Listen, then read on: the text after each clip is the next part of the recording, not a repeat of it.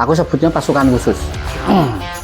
Pasukan khusus yang dimana dia bekerja untuk menelisik semua informasi apa terjadi semacam ini. Kenapa si nasabah yang ini di hari ini dia begini? Apakah Senioritas mungkin di sistem corporate itu juga kan Pak. Nah, apakah menurut Mas Nafi generasi Z atau Gen Z itu sudah siap untuk terjun di era global yang seperti sekarang? Oh, iki tolong dino balik mungkin terus otakku terkuras habis itu ternyata. Oke. Santai, saudara. Wis meletek baru lah. Wis oke.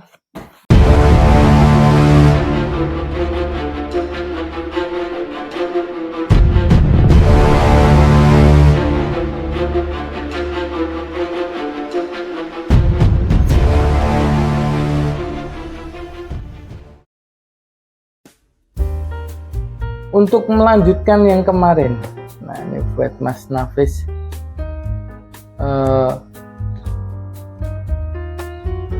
pertanyaan yang akan saya berikan adalah sesuatu hal yang harus dilakukan untuk seorang sales itu mengupgrade skill atau bahasa mudahnya untuk upskill. Karena banyak konteks yang mungkin saya tahu beberapa teman-teman atau mungkin beberapa sales ini itu mulai merasakan stagnan dan mereka mengalami fase di mana bingung mau melakukan apa lagi. Kita harus cari tahu dulu Mas, pain point-nya di mana? Yang menjadi dilema dalam kehidup, terus yang menjadi kegelisahan, Ya. itu kita harus cari tahu dulu. Pain point-nya itu kita harus cari tahu dulu. Kenapa? Karena untuk mengukur kita tuh sedang berada di koordinasi yang mana. Contoh, aku punya teman, dia orangnya selalu ragu-ragu, ingin melakukan action, dia juga bingung, tapi dia nggak punya kemampuan itu, cuma nih tekadnya dia kuat untuk dia pengen action. Oke, jadi hanya punya tekad tapi dia belum tahu atau mungkin tidak tahu mau melakukan hal apa. Betul. Untuk melakukan itu. Nah, orang seperti temanku itu dia memang butuh mentor, atau syukur-syukur kalau di lingkungannya dia ada orang yang memang sangat mengetahui lingkungannya dia harus berkembang seperti apa. Mungkin temanku bisa menjadi salah satu yang terbantu. Oke, jadi banyak poin yang benar-benar harus kita perhatikan, mulai dari lingkungan, Betul, terus pola itu sendiri, mau Betul. diarahkan kemana. betul. Nah, kita ambil contoh temanku itu tadi ya. Iya, Seorang pekerja, dia laki-laki usia sekitar 22 tahun, 23 tahun. Dia selalu ragu-ragu dalam bertindak. oke. Dia selalu ragu-ragu dalam bertindak, dia selalu kebingungan dan tidak ada kepercayaan diri dari dirinya sendiri untuk dirinya gitu. Nah, dengan koordinasi atau titik koordinat yang dialami atau pain point-nya itu, satu, dia harus banyak buku. Kenapa banyak buku? Banyak belajar maksudku. Oh iya. Atau di sisi lain kalau misalkan dia memang nggak suka untuk membaca ya dia harus banyak-banyak diskusi. Oke. Kita memilih orang yang kita percaya patut membantu kita untuk upskill atau memiliki wawasan luas, kita ajak dia diskusi. Kurangnya kita apa? Kita akan tahu dari situ. Itu yang langkah pertamanya gitu. Jadi kemungkinan tersesat itu tidak hanya berdasarkan arah atau peta jalan, tapi pola pikir juga bisa tersesat. Oh iya betul. Jika tidak menemukan mentor yang tepat. Betul. Kembali lagi ke situ.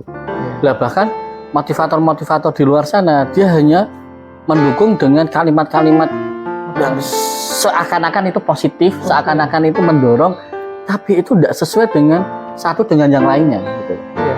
Itu kan berarti ada private room atau private class yang seseorang itu kalau kita sudah tahu kita memang merasa kurang, kita harus atau wajib ke sana. Tapi kan yang tersebar luas, gambaran umum. Oke, ya. Yang di permukaan itu hanya rata-rata gambaran umum, gitu. Nah, khusus untuk yang memiliki pain point seperti temanku, dia memang harus mengolah data banyak dengan belajar, membaca, diskusi, dan dari situ dia memiliki wawasan luas. Ketika wawasan itu cukup dan ditemukan atau dipertemukan dengan suatu momen di mana dia memiliki masalah atau problem, dia pasti minimal mengetahui apa yang harus dilakukan. Oke. Iya. Karena dia mampu menjangkau itu tuh. Betul sekali. Karena untuk menjadi seorang expert memang harus menghadapi situasi yang benar-benar berbeda atau di luar zona nyaman. Iya, betul. Ya. Kalau hanya sekedar hidup, terapung di hutan hidup. Betul. Oke. Nah, ini juga menyikapi untuk perubahan-perubahan yang terjadi di era globalisasi yang baru ini atau era market yang sekarang sudah berubah drastis. Saya rasa itu banyak teman-teman juga, tadi kita bicara soal tekad ya. Jika punya tekad tapi kurang skill, mungkin itu bisa diperbaiki. Tapi bagaimana jika case-nya tekad pun mereka tidak mempunyai itu, sedangkan yang kita tahu ini misal hanya sebatas case ya, misal sampel atau contohnya aja, kita pasti sering menjumpai beberapa teman-teman yang bekerja sebagai sales itu hanya menjalani hari atau mungkin bekerja berdasarkan perintah. Misal tidak ada perintah atau mungkin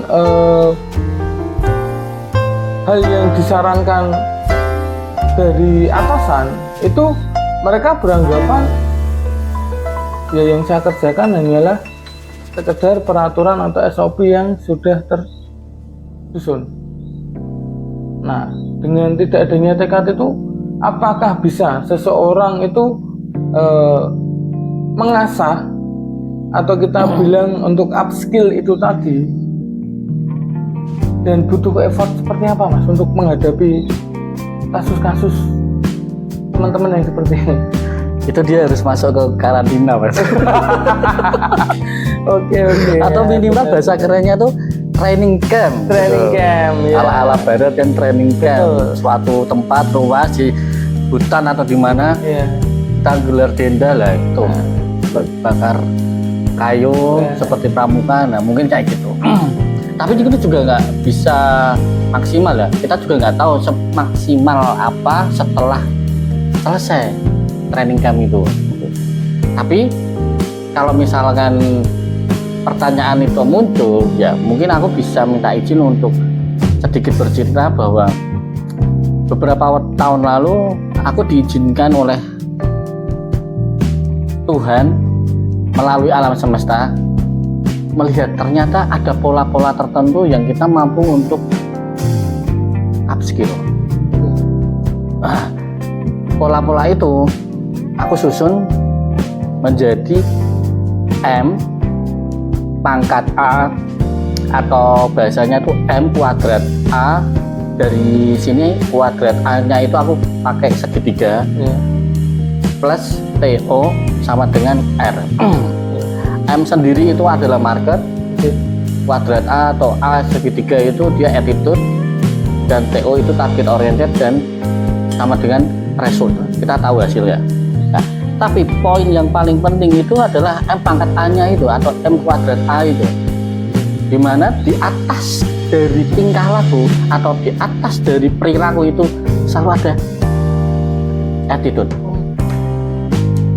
Sehingga yang membentuk sebuah perilaku atau market atau sebuah tindakan dalam society itu ada attitude.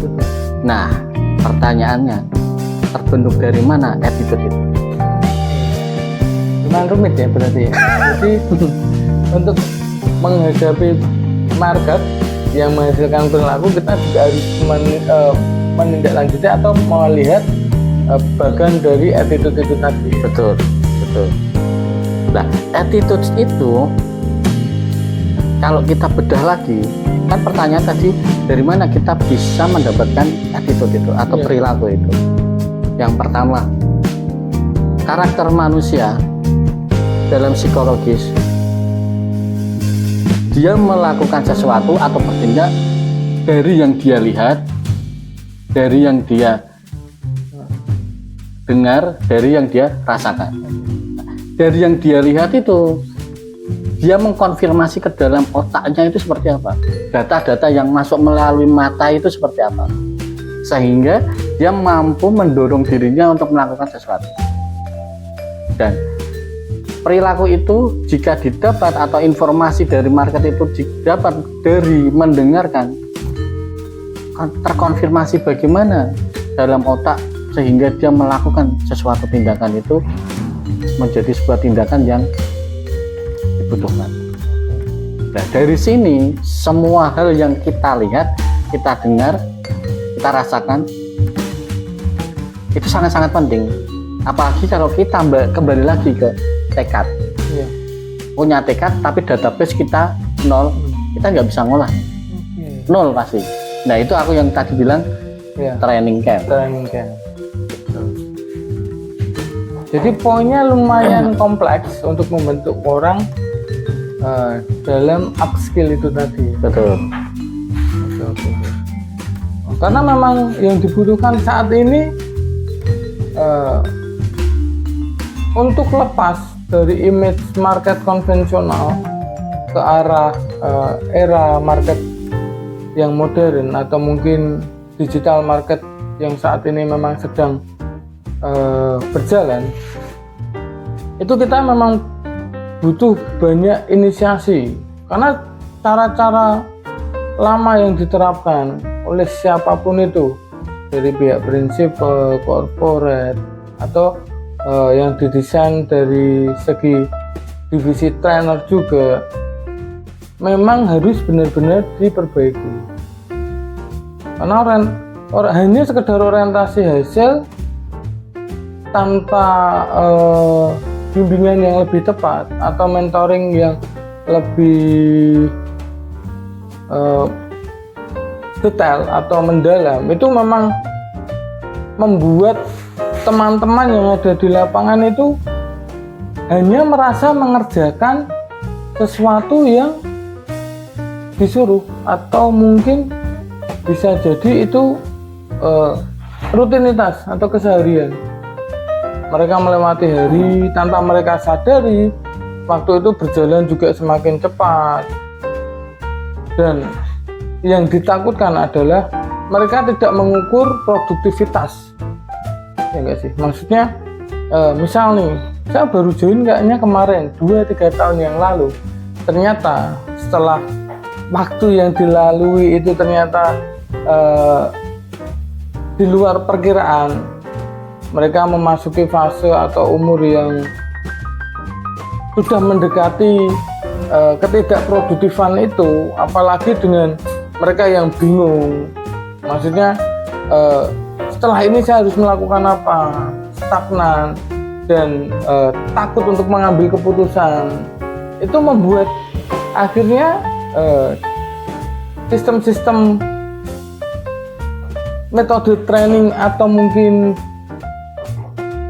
pengolahan SDM secara baik itu jadi kurang maksimal. Nah, kita konsennya ke produktif itu, Mas. Produktif yang dimaksud untuk perusahaan itu meliputi apa saja? Hasilnya kah? Atau impact-nya kah? Nah, kita harus cari tahu dari situ, Mas. Terus juga biasanya sebuah company untuk mengukur produktivitas kan melalui Key Performing Index. Nah, atau KPI gitu ya. KPI atau KPI yang tersebar luas di sana. Nah, menurut Mas Rizky sendiri, KPI itu seharusnya seperti apa? Jika memang itu layak untuk dijadikan acuan sebuah produktivitas untuk bekerja. pantas gak itu? Kalau saya sendiri memang tren ini yang kurang saya setuju atau kurang saya sepakati ya, karena pembatasan pengertian yang sebenarnya yang saya punya tentang marketing itu adalah seni. Oke. Berarti kita melibatkan suatu nalar pikiran, logika, terus frasa atau perasaan itu, dan mungkin insting yang didasari dengan statistik dan data. Sedangkan model KPI hanya mengerucutkan pada suatu orientasi hasil, misal semua itu harus dihitung dengan persentase.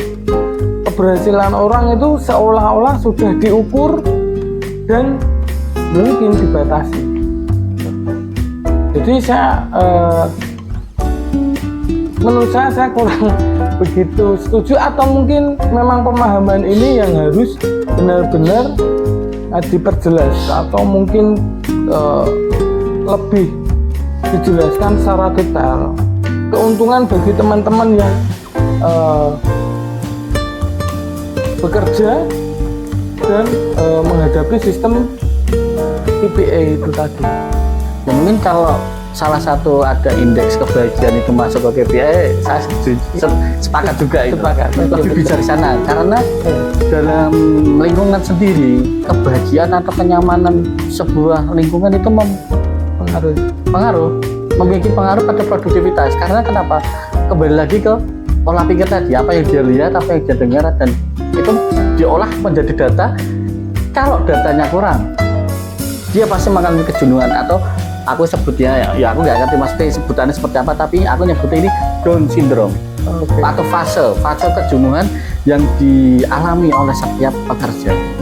Itu pasti memiliki fase kejenuhan setelah dia kerja berapa tahun. Iya, betul. Nah, kalau indeks kebahagiaan masuk ke dalam KPI, nah saya mungkin lebih sepakat juga, karena ada kebijaksanaannya di situ. Tapi bekerja untuk bahagia itu hanya sekedar saat kita menerima gaji. Saat kita menerima upahnya itu unsur kebahagiaannya itu belum muncul. Ya, setuju saya. Soalnya untuk menjadikan sesuatu yang lebih produktif atau mungkin sesuatu yang berkomposisi presisi itu memang agak sulit. Karena yang terjadi sekarang itu ini penilaian akan prestasi seorang karyawan, atau mungkin kita bilang sales atau marketing. Indikatornya itu rata-rata pencapaian. Jadi terkadang poin-poin yang lebih penting atau mungkin nilai-nilai yang lebih diperlukan, seperti misal effort, terus attitude tadi, ya kan, itu kurang jadi poin atau mungkin jadi penilaian. Nah, ini yang saya mau juga tanyakan ke Mas Nafis. Seharusnya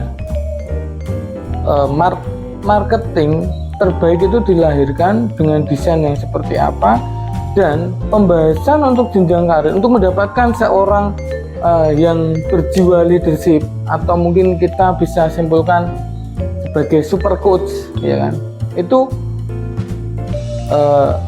bagaimana maksudnya untuk mendapatkan tipe-tipe leader yang seperti itu. Desain yang tidak monoton, yang jelas, Mas.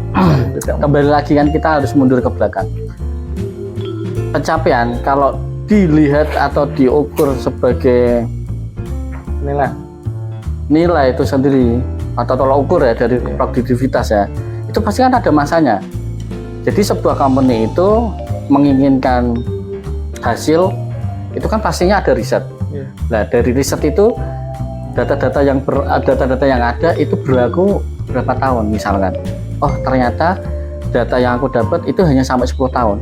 Setelah 10 tahun atau mendekati 10 tahun harus riset ulang. Apa yang lagi tren, apa yang sedang tren. Saat data-data itu ada, mulailah pengembangan. Berarti hasil itu adalah bukan hanya unit ya yang terhitung ya, tapi perluasan dari market yang sedang mengalami fluktuasi. Gitu. Misalkan saat ini saya yang lagi tren itu adalah pesona, aku nyebutnya gitu, hype pesona. Berarti brandingannya itu yang perlu ditonjolkan. Dari mana kita harus masuk ke brandingan atau langkah pertamanya? Dari sales-sales yang ada di lapangan. Nah, sales-sales itu harus bagaimana? Dia harus minimal grooming, mewakili atau mencerminkan perusahaan itu sesuai SOP, dari ujung rambut ujung kaki, dari salam sapanya, terus dari eye catchingnya, kontak matanya, dari kosakatanya. Nah itu mungkin tim trainer harus benar-benar menyesuaikan dari situ. Nah ketika semua itu terpenuhi, hasil kan pasti ada, karena fokusnya bukan hasil lagi, hasil per unit, tapi hasil dari efek samping dari komunikasi itu tadi. Jika kita merasa nyaman, kita dibuat nyaman atau bahasanya itu terlena, kan nextnya nggak ada alasan untuk kita beralih ke yang lain. Iya. Jadi secara tidak langsung menjadikan orang tersebut juga akan loyal terhadap perusahaannya. Betul. Jadi tidak ada pembanding antara kata royal dan loyal. Kayak gitu. Iya, memang yang saya rasa kalau sebentar, tambahan lagi. Untuk super coach berarti dia ada peta yang dilihat. Super coach itu menurutku ya mungkin ini salah, tapi atau minimal bisa dikoreksi lagi. Melihat secara makro titik-titik buta dari apa yang ada di peta kita.